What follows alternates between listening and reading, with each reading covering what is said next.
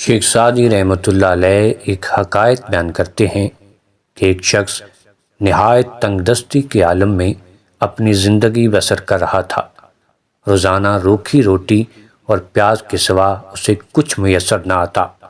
ایک شخص نے اس سے کہا کہ تو بیوقوف ہے، بادشاہ کی جانب سے روزانہ کھانا تقسیم ہوتا ہے اور ہر شخص کو دال اور روٹی مفت ملتی ہے۔ مفلس نے جب اس کی زبانی سنا تو کمر کس لی اور لنگر خانے پہنچ گیا اور دیکھا کہ وہاں واقعہ ہی لنگر تقسیم ہو رہا ہے۔ اس بیچارے کو وہاں سے سوائے دھکوں کے اور کچھ ہاتھ نہ آیا، بلکہ الٹا اس کے کپڑے پھٹ گئے اور ایک ہاتھ بھی ٹوٹ گیا۔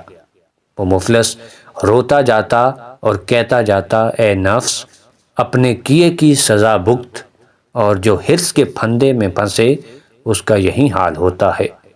حرص کے پھندے میں پھنسے ہوئے کی بدنصیبی میں کوئی شک نہیں ہونا چاہیے۔ اپنے گھر کی روکھی سوکھی دوسروں کے شیر مال سے بہتر ہے۔